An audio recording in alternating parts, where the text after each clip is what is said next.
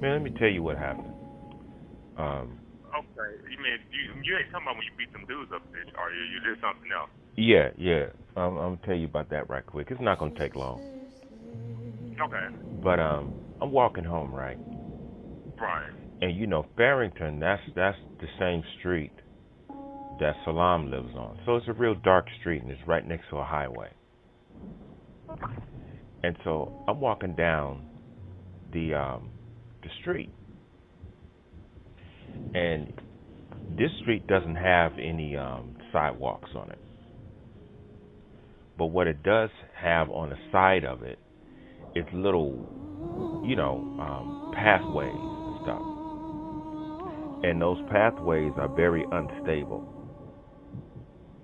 And so I'm looking ahead of me, and I'm seeing three people walk.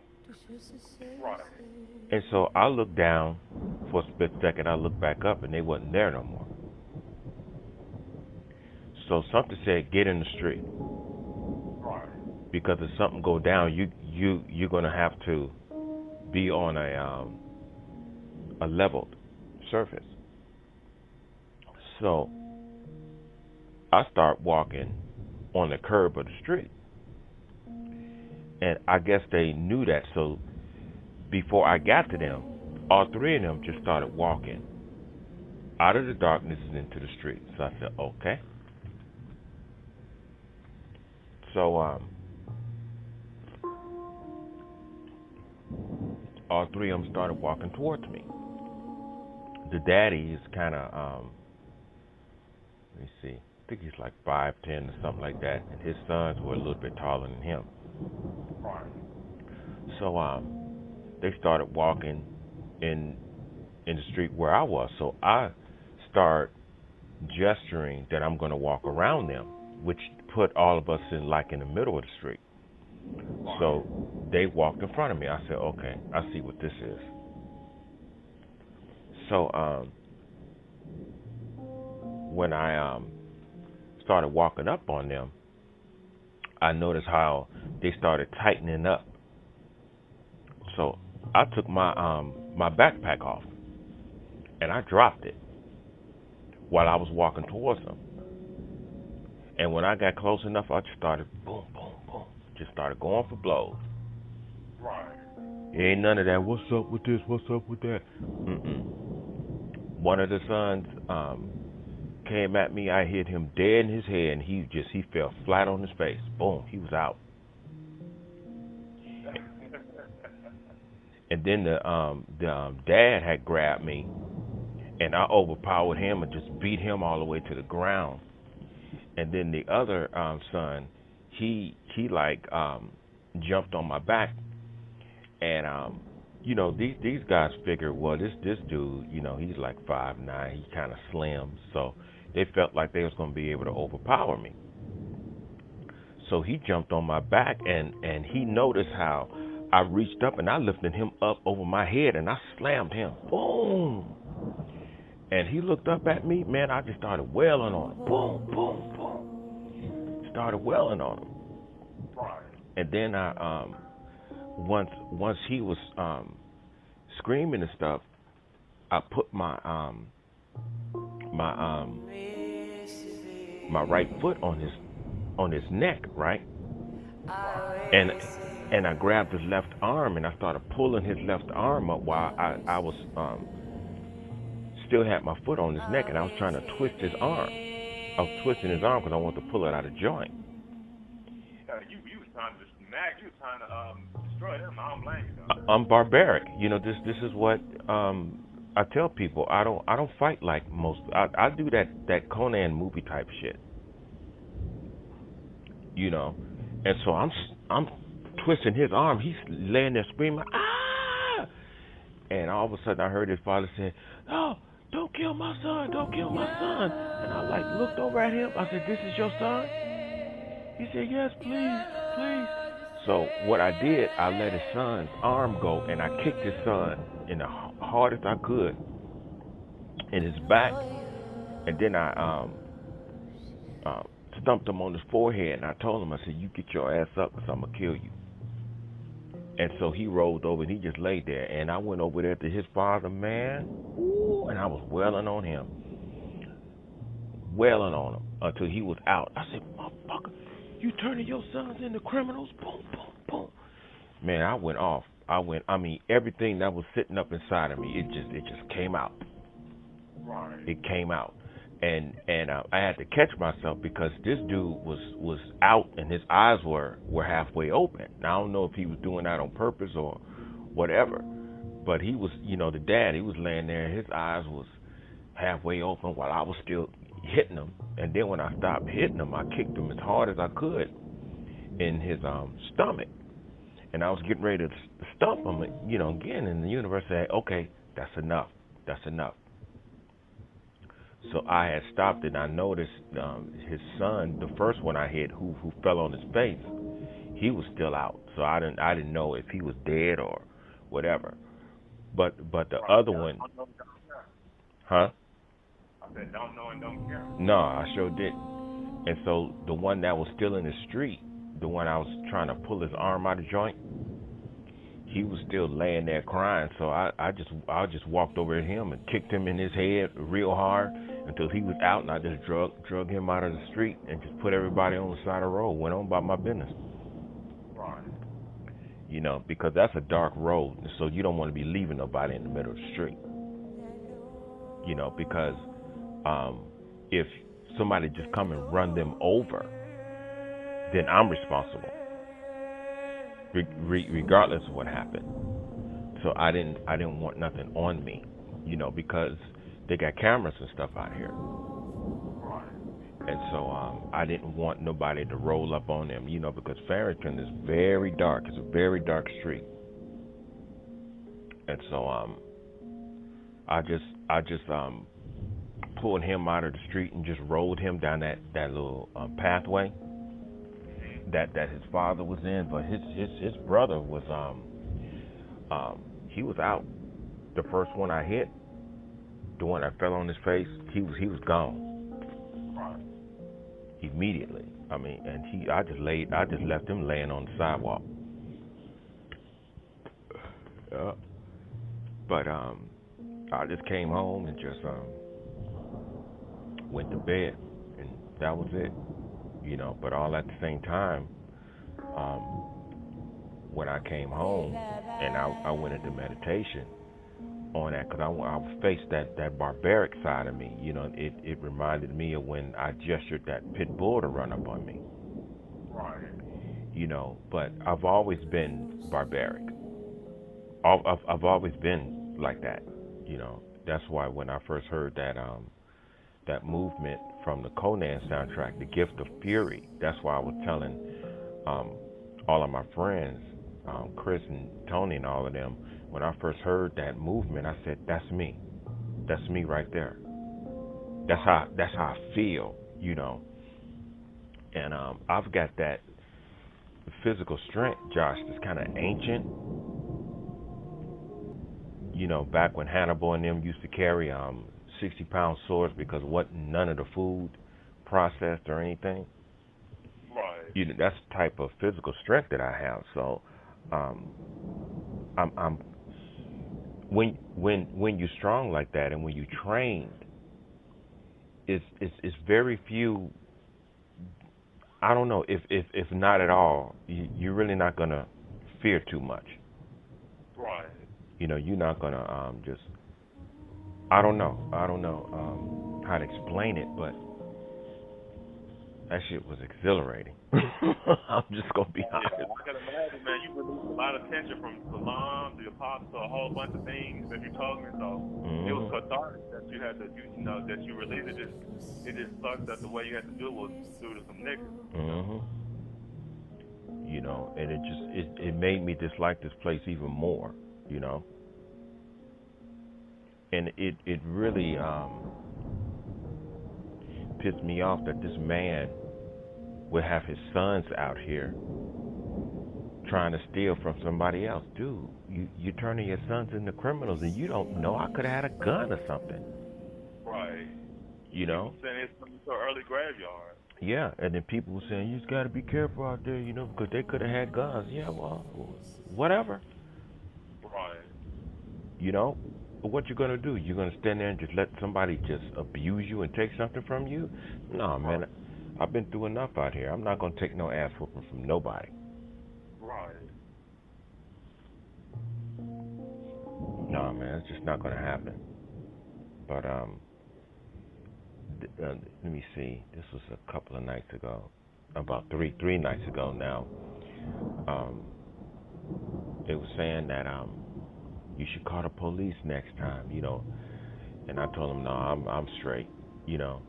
And then walking home those 2 nights after that, they wasn't out there. But I had noticed that it's more police on that street now. Right. And when I was walking home last night, I noticed a police car had drove up next to me, and he looked. He said, "You all right?" I'm like, "Yeah, I'm good. I'm just going home." He said, "Okay." He just drove off. It's a black dude. So I Cool, man. Yeah, so I don't know. Maybe it's because I wrote about it on Facebook and I put the location up there, or maybe when I told Joseph about it, maybe Joseph. I don't know, but maybe it's the cameras or something like that, or maybe they reported it, or maybe somebody who saw it reported. But I noticed that it's a whole lot more cops on that street right around that time now. Right. So yeah, I'm happy for you though, man. Oh, I know you are, man. Yeah, man. I get the, now I get the focus and peace, man. Because like we was talking about last week, man. Even when you in that type of environment, even if they ain't physically in your presence, just being in that environment, it's like they in your presence. So Yeah. now that I'm in that, I'll be able to focus and get and work towards my goals more with more clarity. The type of clarity that you and I talk about a lot. I have more of that now. I haven't felt that way in a long time. Well, And it's not that person. well, Huh? actually, the clarity is already present because you already know what you want to do. It's just that Right. you not only have to have clarity, you know, it's just the environment has to go in harmony with that clarity. Yeah, yeah. That's what I'm trying to say. You're Yeah, right. you have to have that not balance, but that oneness. Right. I That's remember one time we talked about balance or whatever, in mhm. regards to how you just said it, whatever, how balance ain't always, what we think it is. Now balance is duality and it's conflict Yeah. because you're balancing stuff out. That's duality, and I think um, why I don't understand why more human beings don't understand that. But what I think the problem is in that particular area is that people don't deal with the whole subject of duality enough inside of the human being when it's duality all around you. Right.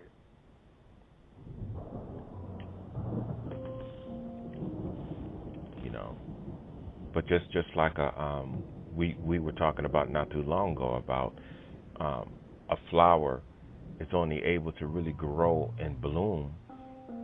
It has to be in an environment where it's safe and it's at peace because growth is um, a peaceful venture.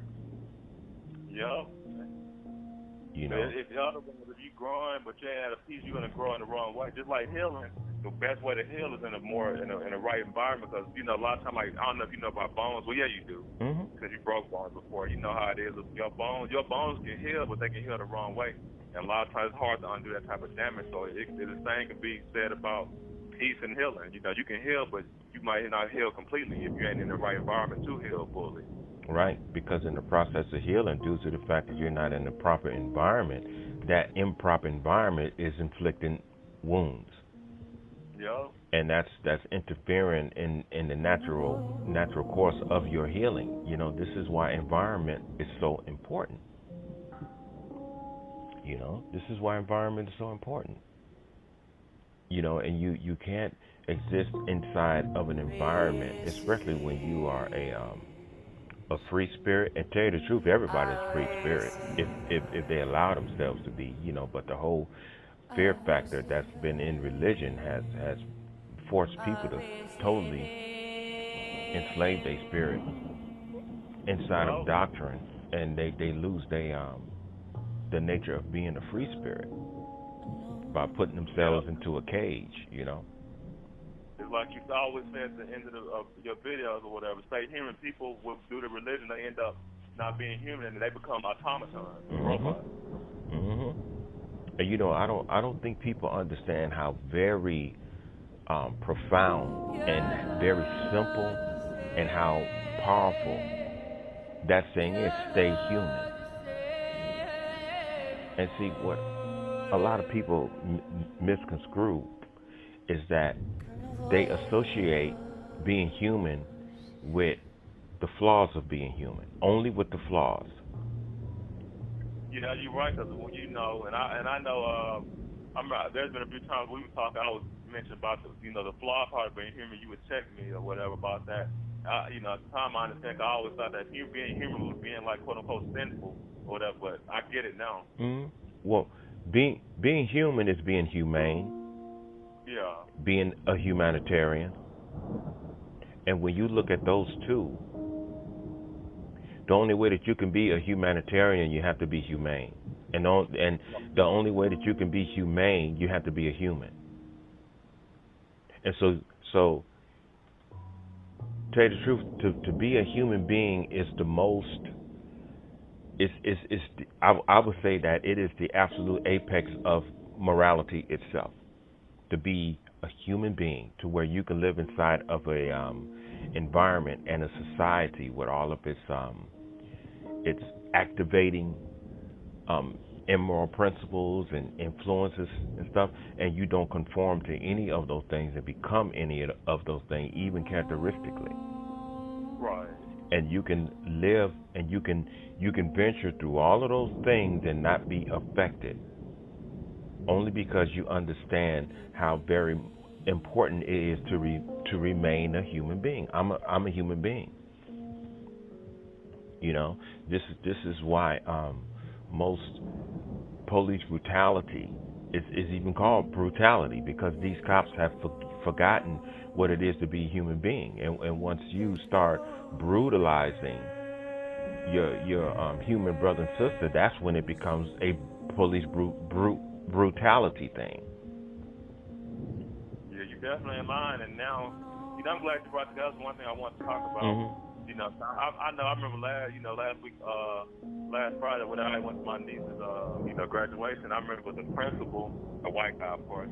He was talking about how, how this whole, it was basically what I'm trying to say, David, is that everybody's supporting this whole George Floyd Black Lives Matter thing against police brutality, but I feel like a lot of it's fake, and a lot of them just doing it because everybody's so much outraged that everybody now is, Mhm. up in arms. I know you've been peeping that or whatever, and I feel Yeah. like it's all social. I feel like it's a bunch of BS, man. Even and when white folks be talking all this, we feel for you, and a lot of white folks are marching so called for George Floyd. I feel like I don't trust it. And then a lot of corporations like Amazon are talking about they support Black Lives Matter on their homepage, and just so much stuff, man. I'm not feeling none of this stuff that these corporations or a lot of these so-called people of other races are doing. I'm like, y'all wasn't talking before, and we've been dying and being brutalized, but y'all ain't saying nothing before. So now that it's popular to speak out, y'all care. I just feel like a lot of people are just doing it just because it's popular and cool now. And That's just how I feel. Though. I'm not no. moved by none of this. Well, it's not your fault that you feel like that, because that's exactly the way that I was feeling. At first, and then I even had to go into meditation on that. I'm not feeling it because the historical accounts, and all of the current manipulation, and then you've got the black conscious community interjecting their crap into it. How come they didn't have an open casket? He probably ain't even dead, and blah blah blah blah blah blah blah. All of this, he's got three funerals, and other celebrities didn't even have three funerals. I believe he's alive. Oh my God, Negroes, be quiet. Right. See, me, whether it's real or fake, I don't really care. You know what I'm saying? I think that one of the reasons why a lot of whites are getting involved in it, and some of them may be getting involved in it to infiltrate it and to provoke it or to contaminate it. But I believe a whole lot of whites are getting involved because they understand that sooner or later these black people are going to explode. Right. And when you read the book Before the Mayflower,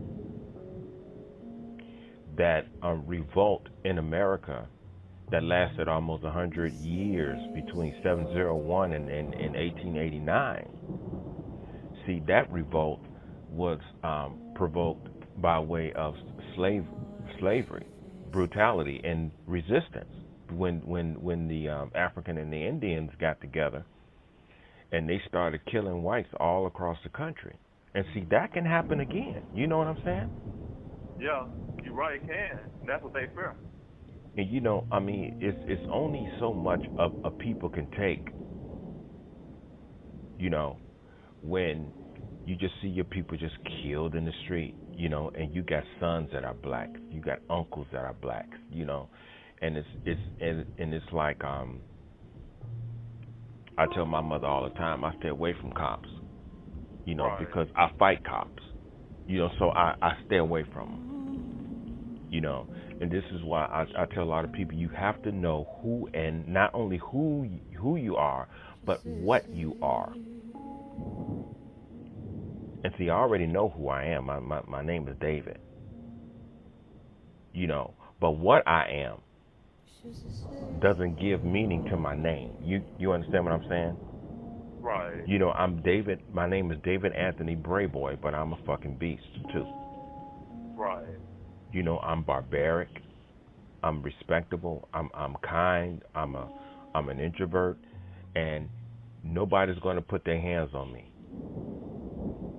Whether it's a cop or anybody, I'm not the type of person that's just going to stand there and let you put handcuffs on me if I haven't done anything. Right. I'm not going to stand there and let you push me around. I'm not going to put my hands on the car. I'm not going to sit on the curb. You know, now if you ask me for my license and registration, I'll cooperate with that. Here you go. You know, all of this, why did you pull me over? Well, sir, can I have your license and registration? Yeah, I'll give it to you as soon as you tell me why you put. Dude, just give the cop your license and registration. Okay? Can you just do that? And if he takes your license and registration, then he'll tell you. Because some cops feel more comfortable telling you why they stopped you after you give them the information that they asked for. Why can't you just do that? Why can't you just cooperate? Yeah, cause a lot of times, you know, like Sandra Bland and people like that, they deaths could have been avoided had they just been more chill. Yeah. She didn't want to put her cigarette out. That's how she got down to that police station. Yeah, because he was actually trying to be cool. Mm-hmm. You know, and then when you speak like that, people get upset. Well, you know, just like like I was telling another brother the other day about people like George Floyd. Now we ain't saying that he should have died or whatever, but like when apparently they say when the reason why he even got arrested because he had a counterfeit bill he was doing. I'm like, it's kind of like the same thing with him, with a lot of people that have died that we've talked about over the years. It's like, well, dang, bro, if you stop doing crimes or whatever, then you wouldn't be able to put yourself in a position where you end up dying. You know? Right. That's something that a lot of our people, especially the so-called pro-black conscious ones, they don't never like to talk about that type of stuff. They want to be a victim all day. I'm like, if you don't do criminal stuff, then you totally, for the most part, you'll eliminate the reality of you even having to encounter a cop to where they can kill you. See, the black conscious community don't want to probe into that type of insight because if they was to perceive that, they wouldn't have nothing to complain about. Right. See, there's no conspiracy theories anymore when you are met with the truth. You can't play with the truth.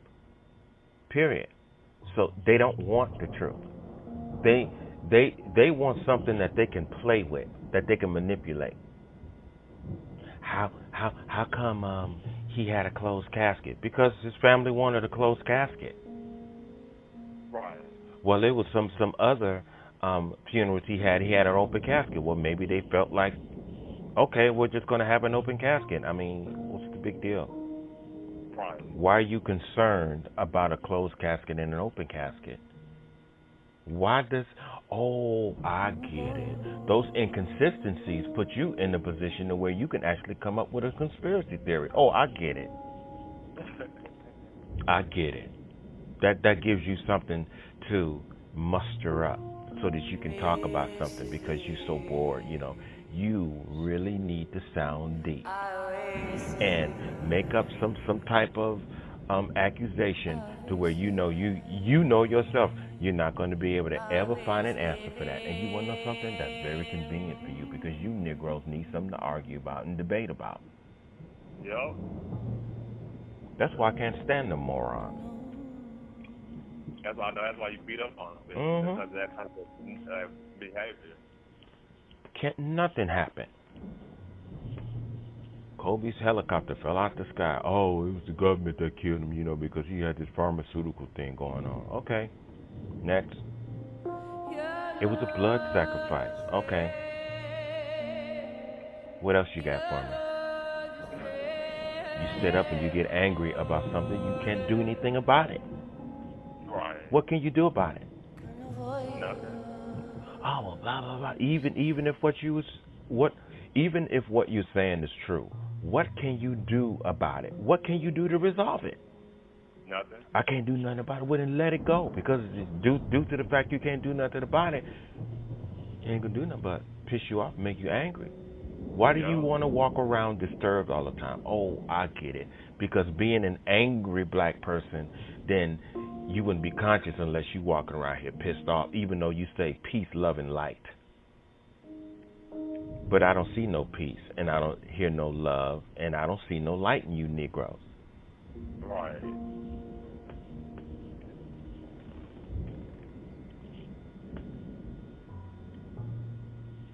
I just let it go. Ain't there's nothing I can do about it.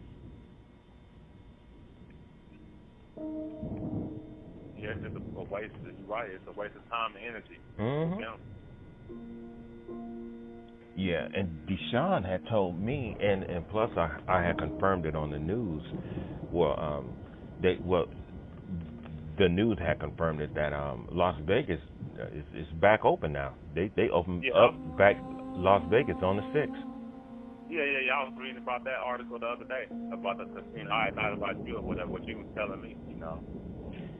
Let me tell you something. I've been wanting to talk to you about this.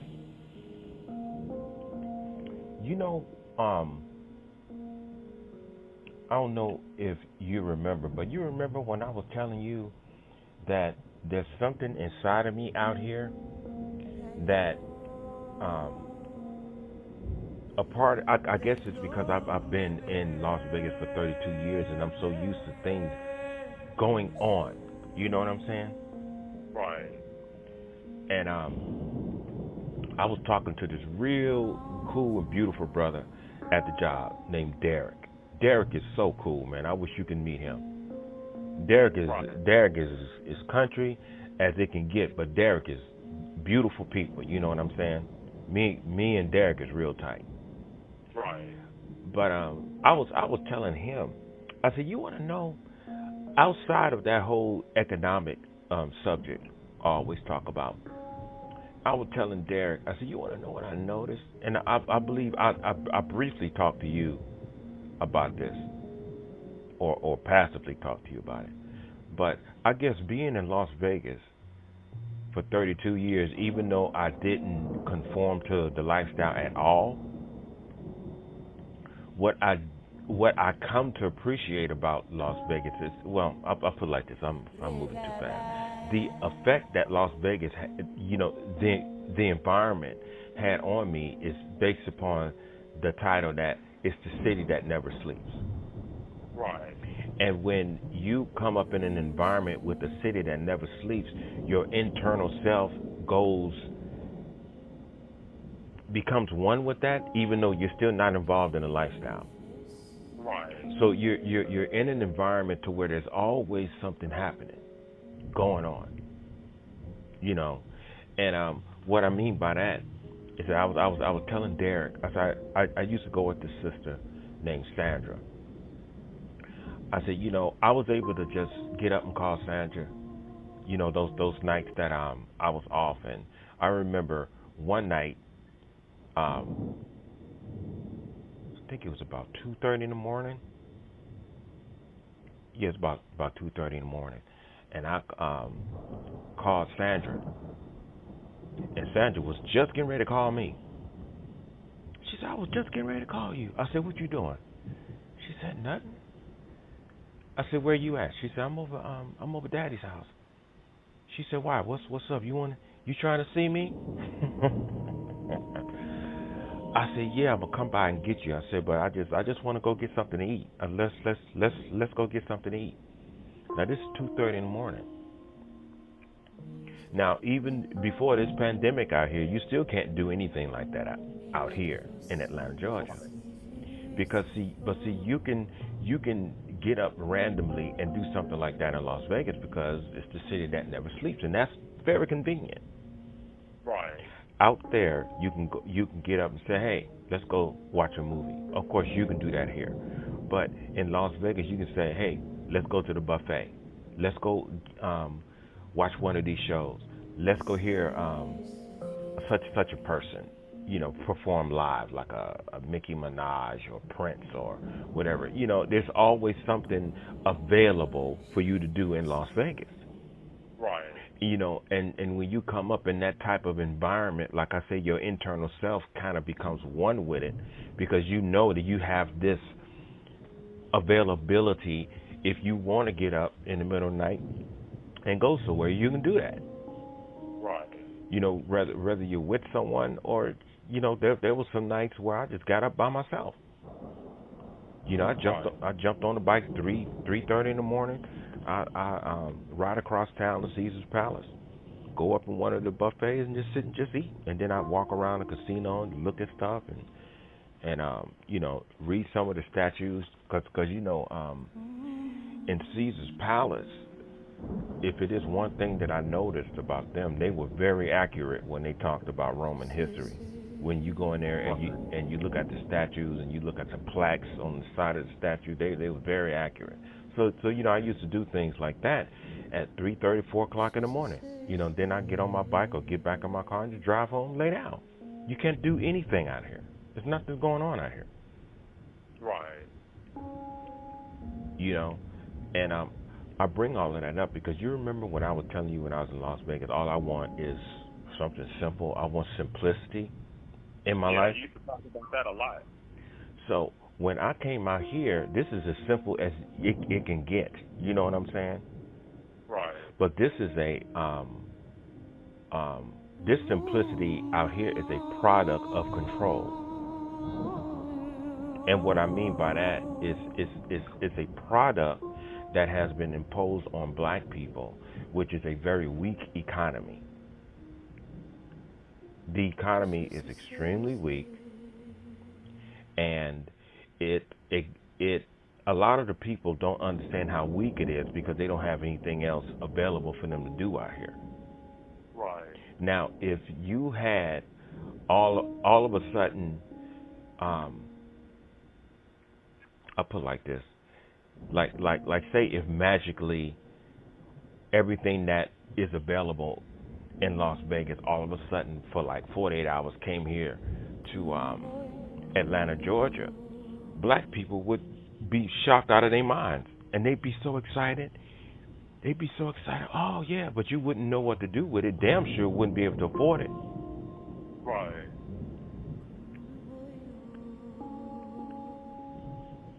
So I had a whole lot of time to think about it. I'm like, because that new stadium is opening up out there. Mike is coming back out. Holyfield, I talked to him. He was saying that once once he started promoting the fight in Las Vegas, he said then you be sparring with me out there. He said because you going back to Las Vegas anyway. He said so you'll be one of the people that I won't have to hire. You know what I'm saying? Right. And then When did you come to Helderville? I talked to him 4 nights ago. On Facebook? No, on the phone. But he was telling me that he's going to be hiring some sparring partners out there in Las Vegas because he knows a whole lot of guys. And then he mentioned this boxer out there. As a matter of fact, you can look him up. His name is Elijah Tillery. And I used to spar with Elijah Tillery a lot. For me and Elijah, boy, we used to have the gym turned up because they used to love to see me and Elijah Tillery go at it because we were some real fast and brutal boxers, you know. Right. I like. Did you ever bleed a lot? Huh? When you box or whatever, spar, do you have thin skin or thick skin when it comes to like getting cuts and stuff? Oh, my skin is real thick. My skin is real thick. You know, and what shocks people is that my skin it looks very smooth, but it's real rough. You know, when you touch it, it's real soft, almost like a woman's skin, actually. But right. Cut it, I don't cut easily at all, man. I don't cut easily at all. Cause you remember when I was telling you, I think it was my third pro fight. You remember when I don't know if you remember me telling you, but my trainer Pat Berry, I got hit real hard by this big Jamaican dude, and Pat said I just knew that was it. He said I knew that was it. He said, and then you just came back. He said I was looking at your face, no cuts or nothing. He said, damn. He said I knew that. I just knew by the way he hit you. I knew something was going to be cut. Right. Yeah, my skin is real rough. Actually, whenever I go to the hospital and they have to take blood.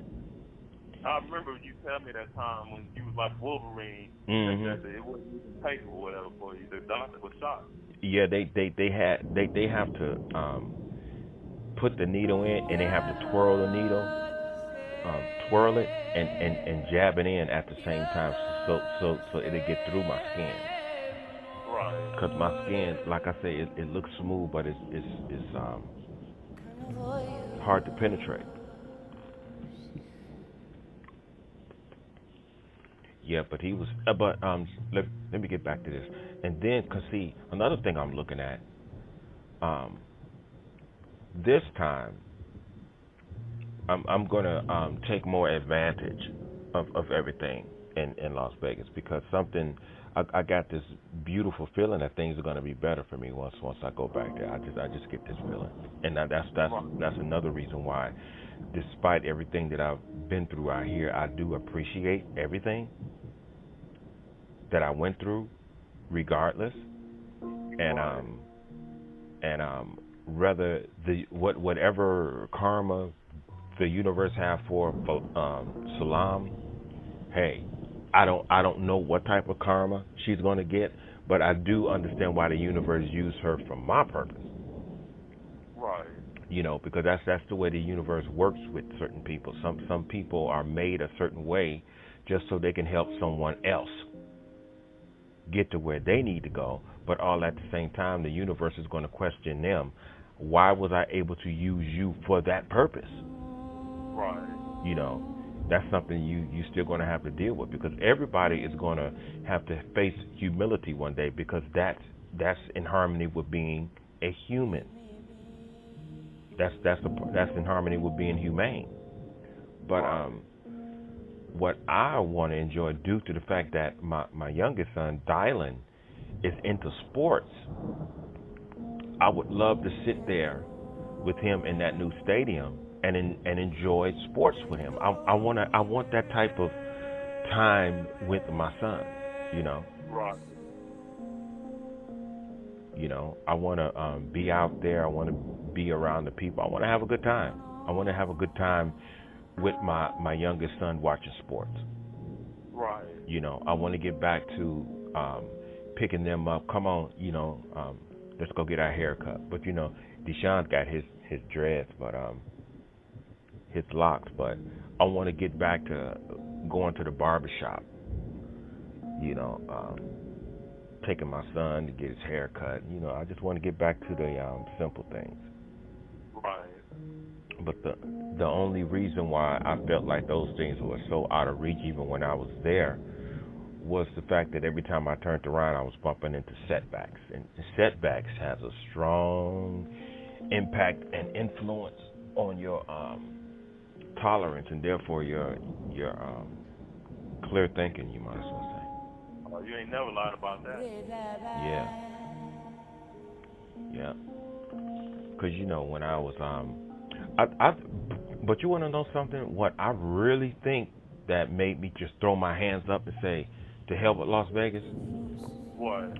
is when they all of a sudden sent that 30-day notice on that condo I was renting, because the owner was getting ready to sell. And I was real good friends with the owner, Andy. And Andy could have told me that. Yeah, I remember how pissed off you were. Mm-hmm.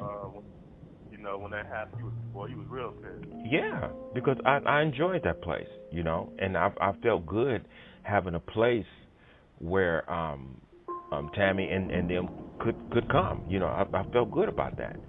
But outside of that, how come Andy didn't just tell me? Well, I didn't want to hurt your feelings. Fool, you hurt my feelings real bad now. Now I got to find another place. I just felt like, okay, that's it. I'm done. Yeah, that was the last straw right there. Yeah, and then you have somebody like Salam in your ear talking about, you come out here, we'll be together, we'll do my business. And so with all of that happening all at the same time, yeah, eventually I was going to get on a plane.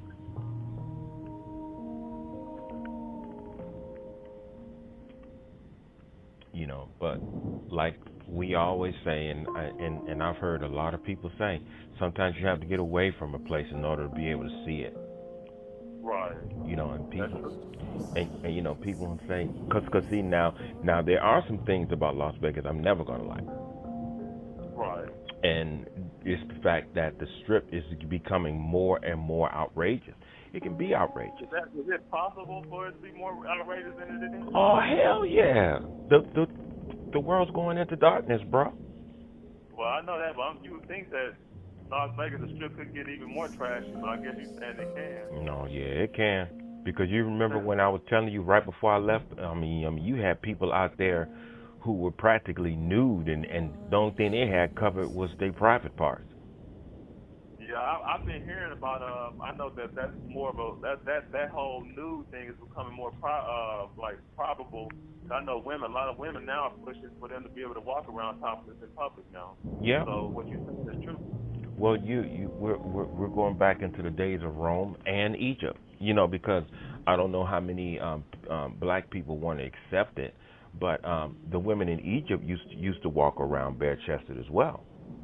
Yeah. Well, it wasn't like how Rome was. It wasn't so sexualized. No, well, it's like that scene in Coming to America when Eddie Murphy was in the tub and he was surrounded by all of those bathers.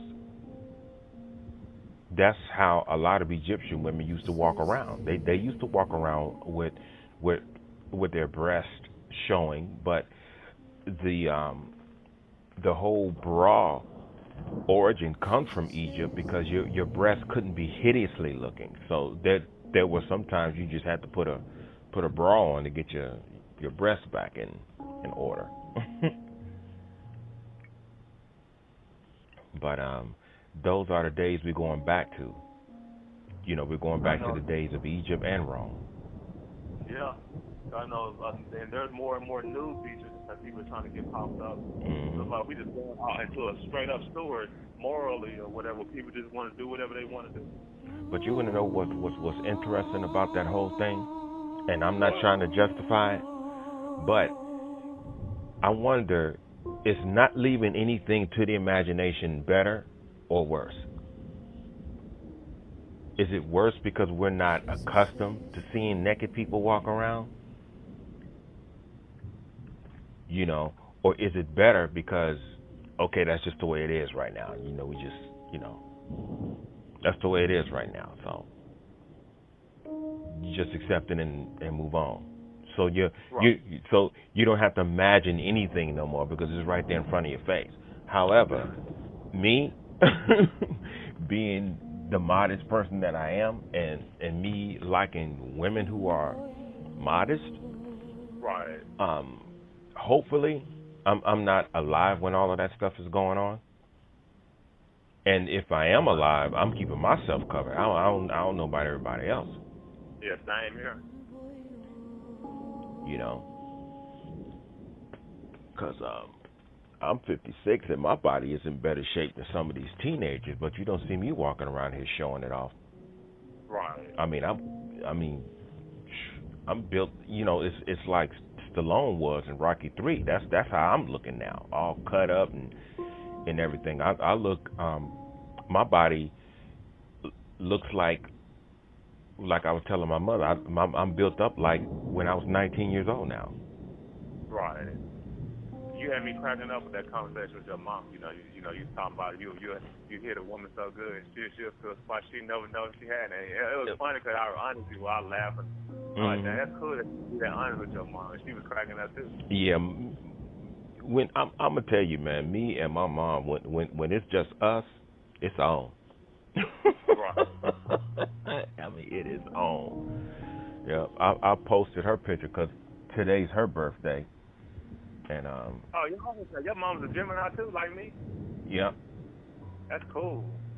yeah, she's back to being my guardian angel. Yeah, my mother used to be. I remember before you and her started talking, you was calling all types of names or whatever. I sure like, was. How did you go from that to being like how you are with her now?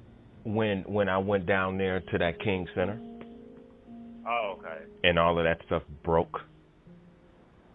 It broke. Cause see, I wasn't able to break it myself. This is what I was trying to explain to Salam. I said, Salam, this is close to 40 years built up of disappointment, hurt, and all of that, and due to the fact that I didn't do anything to deserve it,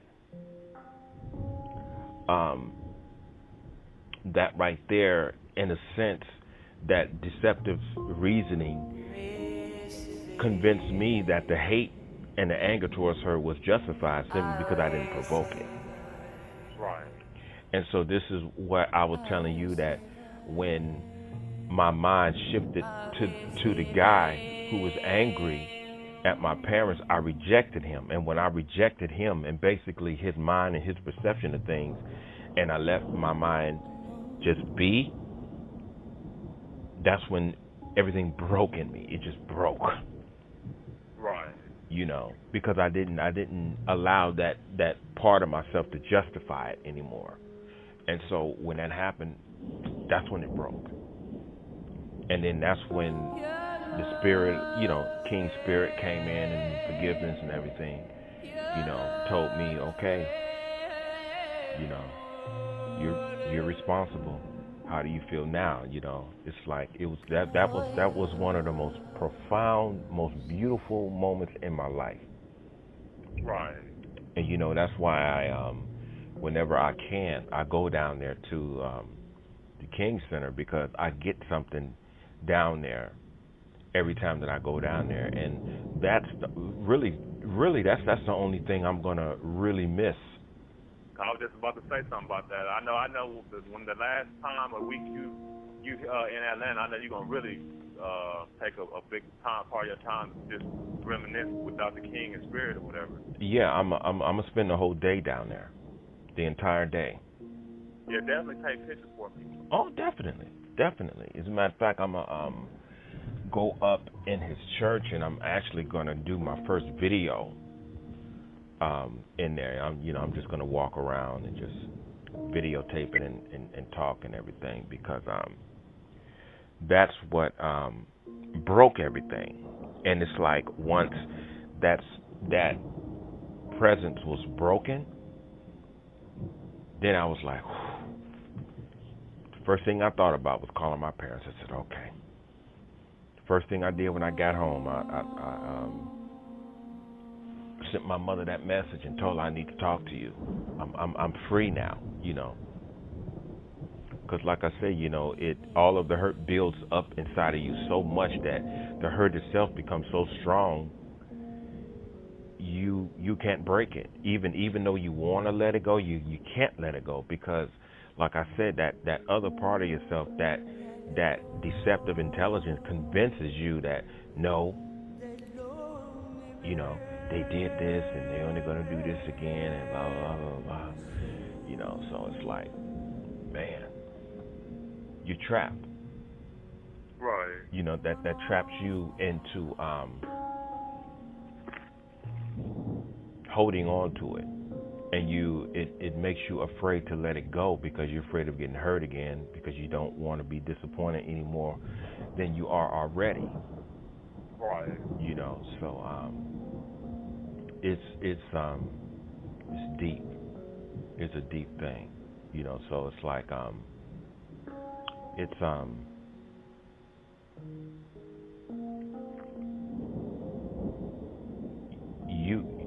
you can't break that yourself because of the pain of what happened to you. You got your emotions involved and everything. Your emotions carry a convincing intelligence. And that emotional intelligence. Well, when you have emotions that are hurt, and then due to the fact you have emotions, and then those emotions hurt, and then when you go into meditation, you say, okay, we're human beings, so we're supposed to have emotions, but why these emotions hurt? Right. And so that's when intelligence comes in, as far as reasoning of why these emotions hurt, and due to the fact that you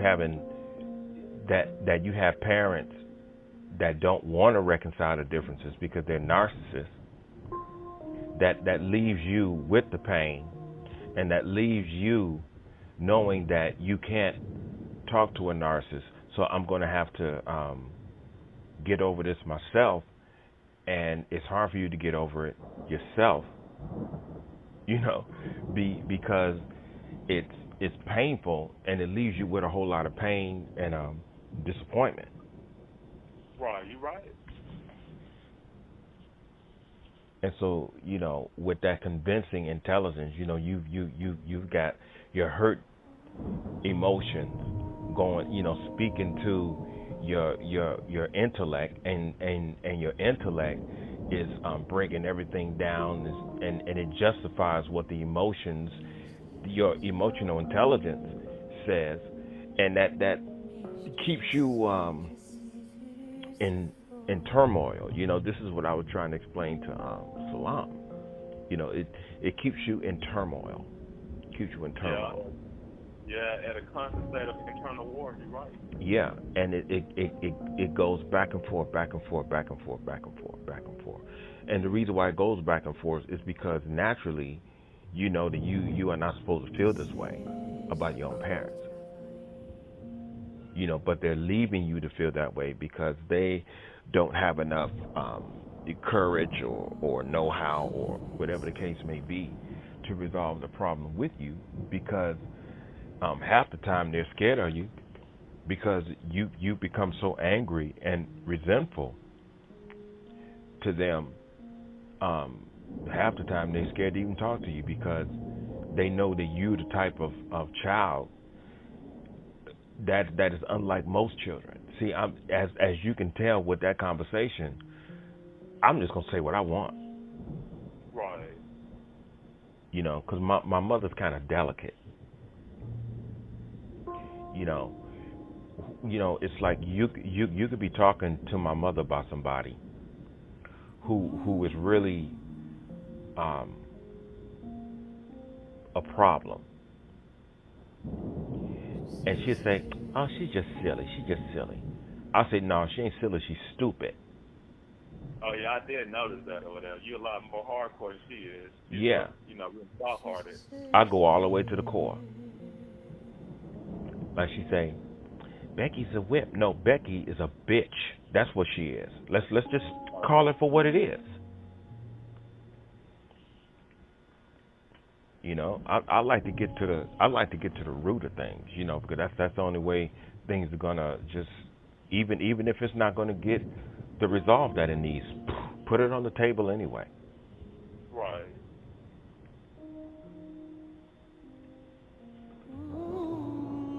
Yeah, but that's all I want to do. I just want to be able to go to that stadium and sit with my son and have a good time, with him, and watch the football or the basketball games or the wrestling or what. I want that type of time with Dylan. That's the type of time I want with him. You know, after I'm gone, I want him to be able to tell his kids. I remember one time me and your granddad went to see this person fight or this person or play basketball. You know, but going back to that simplicity thing. See, you still can live a life of simplicity in Las Vegas. The only thing you have to do is just be a nonconformist. You ain't got to get involved in all that stuff. Right.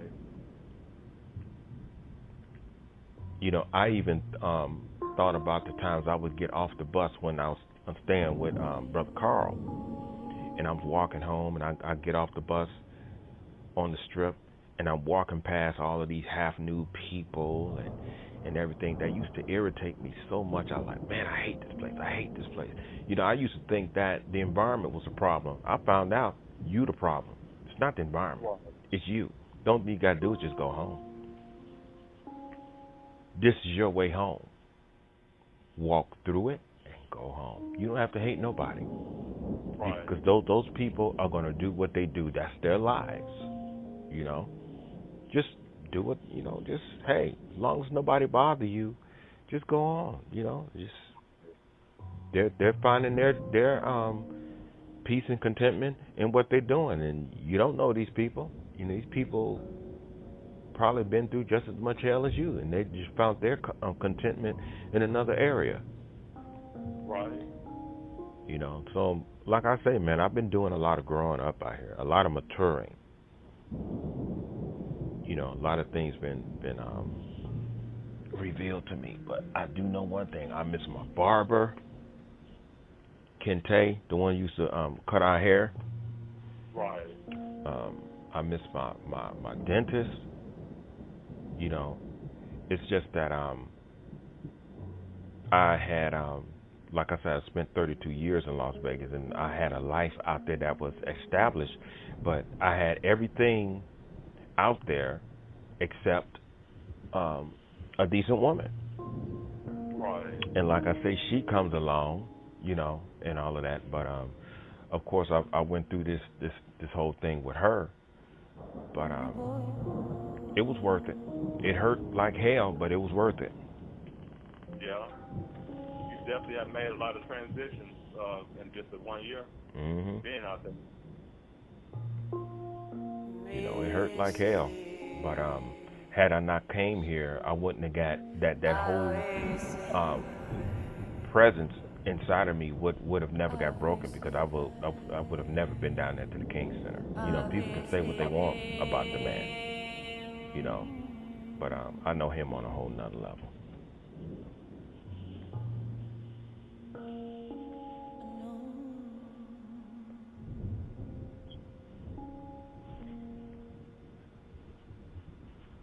Yep, that's the only thing I'm gonna miss. Is going down there to the King Center, but all at the same time, I even thought about that. I was dealing with that in meditation. Those are replicas of the past. Right. So you even gotta let those go. Just be grateful that you even experienced it. You experienced it. Because sooner or later, all of that's gonna be gone too. Those things are gonna be there for as long as the city of Atlanta accumulate funds from it. So maybe the King Center will be down there for another 15 to 20 years. Right. But eventually, just like everything else, they're going to eventually have to tear the church down. Something's going to go down with it, to where all of that stuff is going to be wiped away, because that's just the way things operate. Just the way things operate.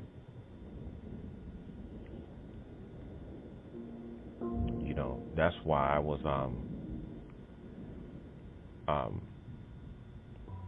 kind of asking Stephen, I'm like, his bodies, their bodies are really in there. And he said, yeah. I'm like, that's kind of strange. I mean, if those were my parents, I would be like, just put them in the earth. Right.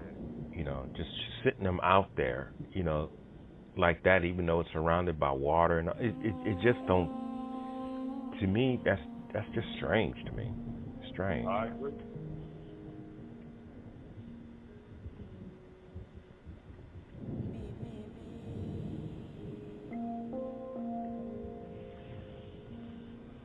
I'm certain I had missed a point on something I was going into, but it eventually come back to me.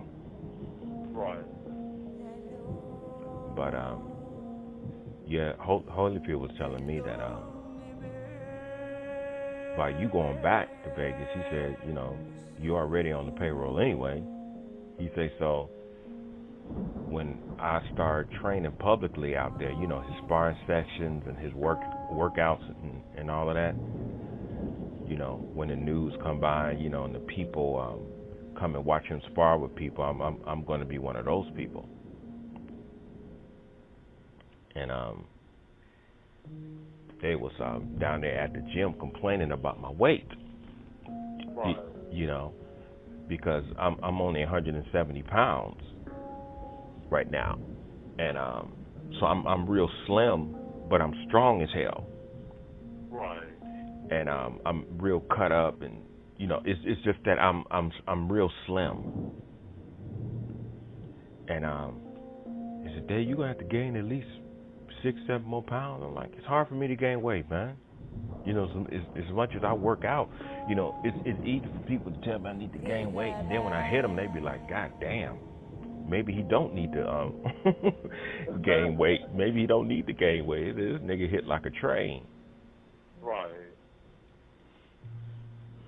You know, I told them the same thing. I have a physical strength that's ancient. I have that ancient strength, you know.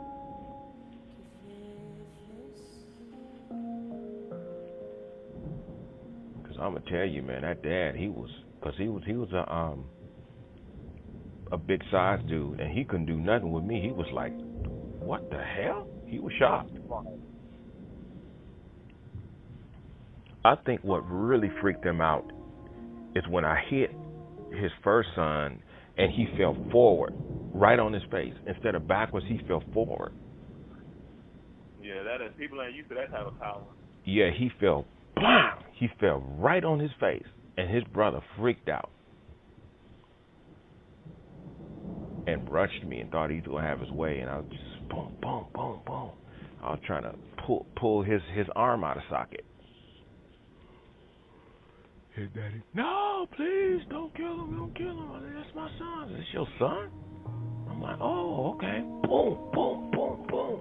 I started walking towards him. I'm like, so you gonna bring your sons out here? You gonna turn your sons into criminals? I just started wailing on them. Boom, boom, boom, boom. Nah, bro. Nah, bro. You can't survive this. I gotta take you out. Right. And when he wasn't moving, I looked down and seen his eyes was halfway open. I'm like, okay, I got me another one. So I just pulled his son out of the street and just rolled him down there with him. Just picked up my backpack and just went on. And you know, you shouldn't have to do that. You know, I don't really too much care if you can't feed your family. Just leave me alone. Right. You know, I'm out here minding my business. I'm just walking home. What makes you think I got something that can resolve your problems? Right. And if I do, I don't have it on me. Right. How about coming up to somebody and say, bro, you know, me and my son, we really need something to eat. You know, is there any way you can help us out? I've been there. Yeah, come on. Let's go down here to this store down here on the corner. You know, We was like 3 blocks away from the store that I used to go to, right across the street from Salam's place. If they was hungry, I'd have took them over there and bought them a whole lot of stuff to take home with them to eat. You have to take no ass whooping for this.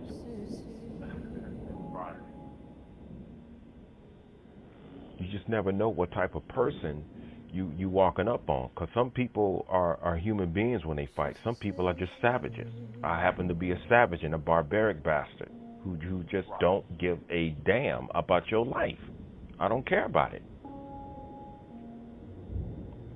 I tell people I'm barbaric, you know, and then when you say, oh, he just bragging on it, dude, look, whatever. I'm telling you what I am. I'm telling you that I know myself.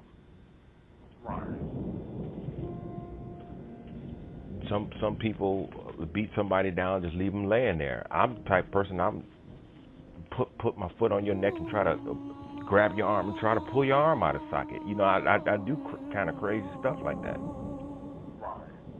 That's being barbaric. That's being a savage. Not everybody's a savage. Not everybody gets exhilarated behind that kind of stuff. Some people get scared. Oh, what y'all want, man? Just leave me alone, man. Oh, please. Nigga, I welcome this hoe. Let's do this. Shoot, as much as I've been through out here, I've been praying for somebody to fuck with me. Let's do this. This is why people say you don't know who you messing with. You don't know what you walking up on. It's not a thing. You don't know who you messing with. No, of course you don't know the man's name. It's just that you don't know what you're walking up on. You don't know what that man is carrying on the inside. You don't know. You know, this man's been deeply hurt. He's been deeply penetrated. He's been humiliated.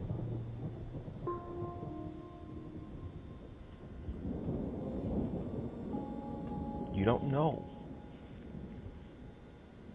You just could be the last straw.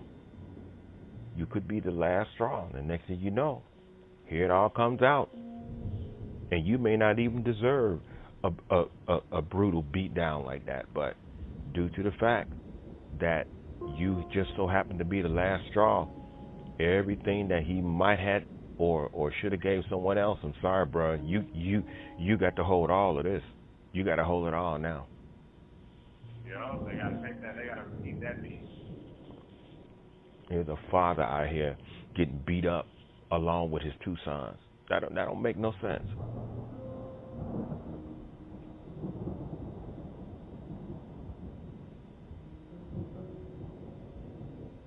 If you could say, hold on, man, I'll give you a lift home. I'm good.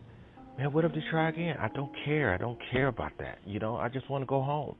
Or what if they do this? I don't care, man.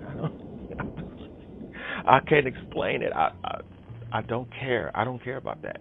You know, if it happened again, and then it happened again. I ain't trying to sound like a badass or a Rambo. It's just I don't care about stuff like that. I don't have a fear factor. That accident, when I had that accident, when I died, my fear died with it.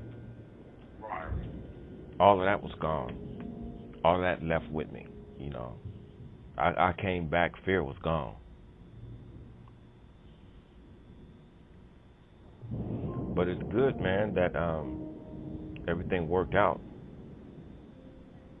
Oh yeah, it's only gonna get better from here. Still haven't heard from Richard. Don't expect to. So, like I say, I really don't care. You know, it was good while it lasted. You know, but all at the same time, you know, when it's all over, you see in their response, the whole ulterior motive was to make me a witness. That's the only reason why they were doing all of that, and they got it backwards. You supposed to do that as a witness.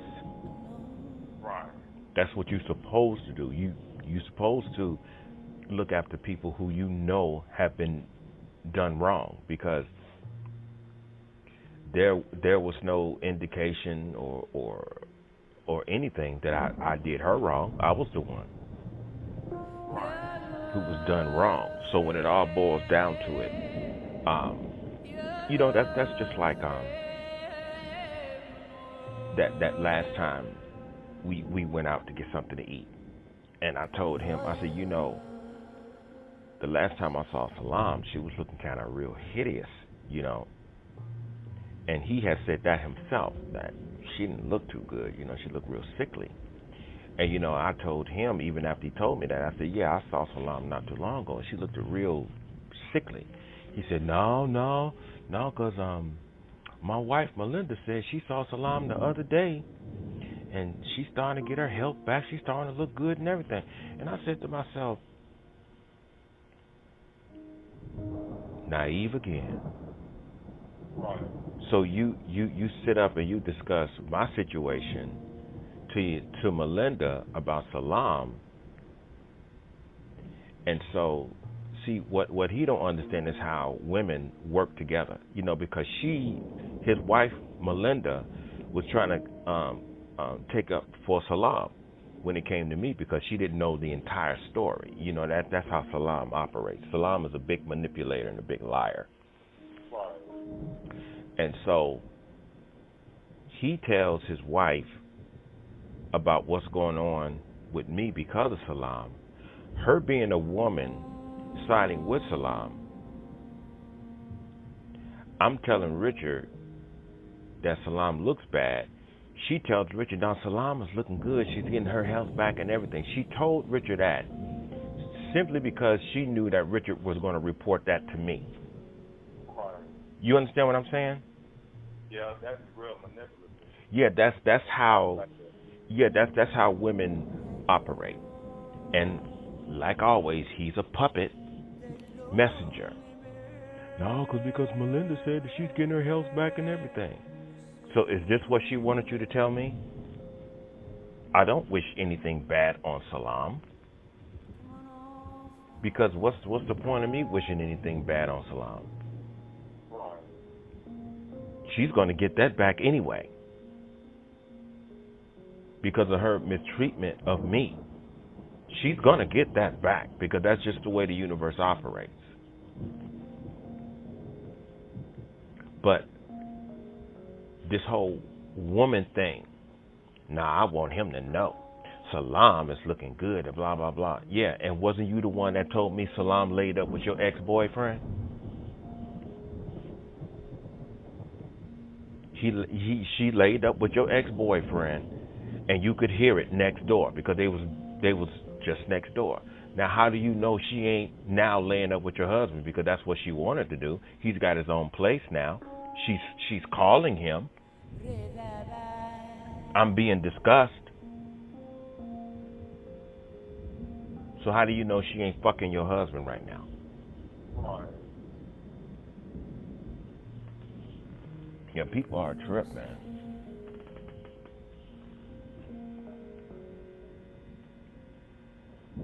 But, like I say, sooner or later, I'll be out of here. And I'm telling you, man, when I leave Georgia, I ain't looking back. Please don't. What for? I don't see the reason of why are you looking back? Why visit? Because number one, ain't nothing out here in Georgia. The people that I came to know, I'm the one that's living in Las Vegas. So if you want to have a reason to visit, and at the same time you have a good time, you come where I'm at. Right. Because believe me, it's a lot more things I can get you involved in out here, like shows and all of that. Coming to Georgia, please. I ain't thinking about this place, man. I ain't thinking about this place. That King Center, I'm taking that King Center with me internally. So, because I know that the reason why I'm going to spend the entire day down there is because I know that I'm not ever going to set foot in Georgia ever again. Right.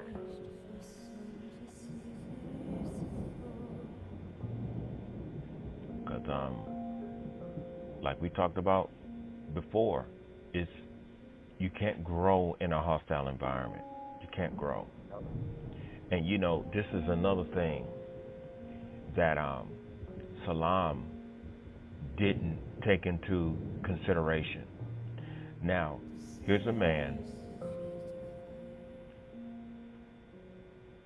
who's been in a place for 32 years. This is his first time in the South. He comes all the way out here after giving up everything. I saw to it that everything blew up in his face. He's hurt and humiliated.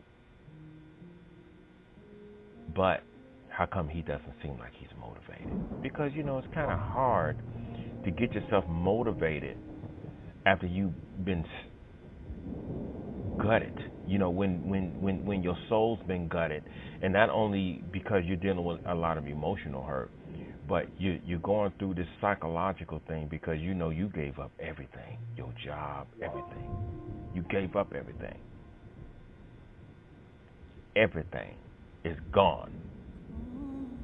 That you've had in your life. It goes far as back as you've known yourself. And everything is in your whole life is in a storage that somebody sold for like $40. Yeah, that's a wound right there. So up on top of dealing with that, you got somebody who you gave up everything for. She's going out every night screwing people. You find out that the 3 nights that you were in the hospital while you were getting your kidneys flushed, she was out screwing people. Which explains the reason why she never came to visit you those 3 days. Not one time. Not even a phone call. You know what I'm saying? Because she was out there with her legs open. And then after that, a person just humiliates you, try to starve you to death and all of that stuff, but you are the one that's got the negative energy. This peace and love and light stuff, these so-called conscious people be talking. That's why I can't stand the morons. I don't even want to hear the word energy. Don't even fucking say the word energy to me. I don't want to hear it. Right. Because even when I was staying with Kathy, one morning I get up, I take a shower. She's sitting downstairs in the dining room, positioning herself to be able to look right upstairs so she can see me walking in and out. Because she used to always stare at me. Because she wanted babies, I go in there, take a shower. I come out the shower. I go back to my bedroom. I get myself dressed. I come downstairs to get me some coffee when I was drinking coffee. Are you okay? And I'm like, yeah, why? She said, because, when you were in the shower, I felt this energy coming from you. I'm like, oh, you one of them energy people too? I said, what energy was that? I said, because I feel fine. Right. I said, Kathy, you one of these energy people too? Oh my God, y'all worse than a Christian.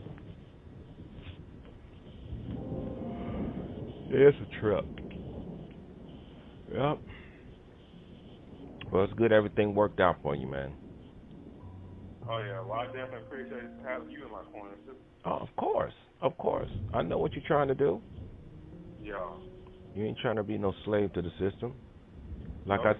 I say, the only thing you need is a support base that understands exactly what you're trying to achieve. Right. That's all you need. And with somebody like him, he don't want to see. That's all he knows is job and being quote unquote a hard worker and stuff. And that's all he ever talk about my whole life. That he don't want to know any other reality. Mm-hmm. He got that old fashioned slave. And those people don't pay attention to things change. And that's what the slave mentality is about. Excuse me, can't you look around and see that things are progressing? How come you're still there? How come you're still there? Because they have enslaved themselves. They enslaved their minds.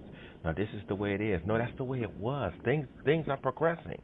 Time is a moving reality. And if anything that's moving, it means it's expanding. It's never the same. And it's alive too. Yeah, it's something that's living. Just like Bruce Lee in Enter the Dragon was talking about water. how still water is dead, moving water is living. You know, people don't really understand that you can apply that scene into the dragon and begins to anything. Like water, you know, be moving. Yeah. Yeah, like you said, running water never goes stale. So you have to keep on flowing. They don't want to keep on flowing. Nope. And that's one of the reasons why, even in that character that Denzel had played, you know, that's why he died the way he died. And he made everybody in his life miserable. You know, because he thought that he had all the answers, didn't have answers to nothing. Nope. You know, it's like I was saying, you know, he didn't have enough courage to stand up to his oppressor. So because of that, he took all of that out on the son. Yup. You know, I just wasn't going to allow my dad to do that to me. That wasn't happening. Right. You know, and that's why he always had this grudge against me, because he wasn't able to control me. You're not going to control me, bro. And coming down here, seeing the Southern mentality, I'm like, ugh. No wonder I can't stand this nigga. Yeah. Because he's a whole lot like these fools out here. And I mean, man, I'm going to tell you, people, the way that they hear me talk about them out here, it ain't no way in the world I should be able to mouth off to this right around them. Ain't nobody checking me. They cowards out here. Right. Now people may say, well, you know, you going to say that to the right. Yeah. I'm going to say that to the right person. I'm going to say that to the wrong person. And if I do, guess what's going to happen to even them? Because I'm going to say whatever the hell I want. Right. Because I have the freedom to say whatever the hell I want. Now, if somebody want to reach out and touch me, then that's on a whole nother level. Right. You know, because people talk about me out here. Yeah, you can say what you want, just don't touch me. Now, when you touch me, you're dealing with something else. And I can promise you, you ain't going to be able to deal with it. All right? Because this Brazilian-looking nigga, I will kill you. So don't let this so-called pretty look go to your head. Don't underestimate me. Right. Don't let the way I dress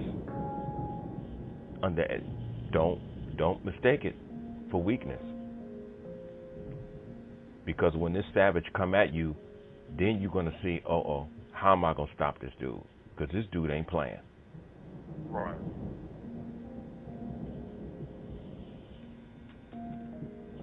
Because you better believe a man who comes out here by himself, and he's walking these streets by himself at night in a place he ain't never in his life been, and he's out here without a support system, nobody he can call to back him up, you better believe he can handle his. You better believe that. Right. Because if I wasn't that way, then I would take another way home. I walk down these dark country roads and I dare somebody to mess with me. I don't worry about these niggas out here because they ignorant. These white folks can do to them whatever they want to, but they want to attack one of their own. They cowards. White folks get all the money, yeah, but I don't see y'all attacking nobody but blacks. I don't see y'all trying to rob nobody but your own people. Now, if you say that white folks get all the money, how come you ain't out here trying to rob one of them? Right.